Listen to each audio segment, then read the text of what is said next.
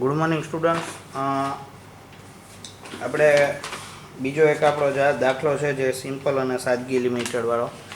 એમાં એક એડજસ્ટમેન્ટ તમને ફર્સ્ટ એડજસ્ટમેન્ટ એવું આપેલું કે on 1st January 2018 bonus shares were given in the ratio of 10:1. બરાબર. અને આગળ તમને કીધું કે by capitalizing general reserve and remaining shares were issued at cash at a premium of ₹1 lakh. હવે તમે આ રીતનો જો સમ જોતા હો તો તમારા એક્ઝિસ્ટિંગ શેર્સ છે એ કેટલા છે? તો કે 2017માં 20 લાખ રૂપીસ તમારી ઇક્વિટી શેર કેપિટલ છે.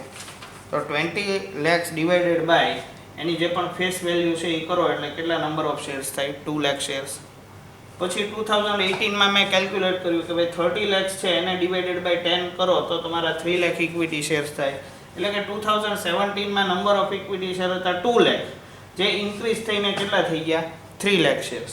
તો હવે આપણે બોનસવાળી કેલ્ક્યુલેશન કરીએ તો આપણો બોનસનો રેશિયો શું છે? તો કે 10 એક્ઝિસ્ટિંગ શેર્સની સામે બોનસ શેર છે એ 1 બોનસ શેર તમને મળતું હોય. તો એક્ઝિસ્ટિંગ તમારા જો 2 લાખ રૂપીસના નંબર ઓફ તમારા ઇક્વિટી શેર 2 લાખ હોય તો તમારે કેટલા નંબર ઓફ ઇક્વિટી શેર બહાર પાડવા પડે? તો કે 20,000 equity shares multiply by any face value 10 rupees, એટલે કે 2 લાખ રૂપીસ છે એ બોનસ શેર કેપિટલ તમારી ઇસ્યુ થાય છે. હવે તમે ચેક કરો તો જનરલ રિઝર્વમાંથી તમારે એ 2 લાખ રૂપીસ લાવવાના. જો તમને ક્લેરિફાઈ કરેલું છે કે bonus shares will be issued by capitalizing general reserve, means general reserve account debit થાય 2 લાખ રૂપીસથી અને 2 ઇક્વિટી શેર કેપિટલ.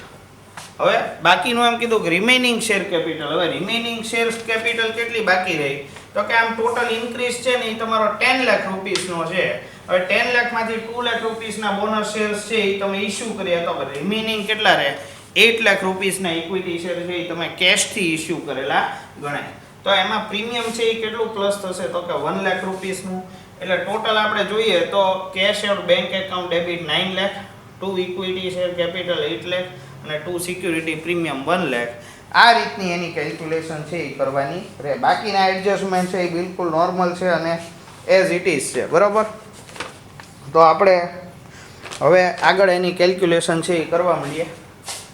તો આના જે પણ લેજર્સ છે એ બનાવવા પડશે, તો બનાવીને આપણે નેક્સ્ટ પાર્ટમાં આ સમ છે એ કમ્પ્લીટ કરીએ. બરાબર. ચલો, તો આ ક્લિયર કટ દેખાતું જ હશે તમને. ઓકે.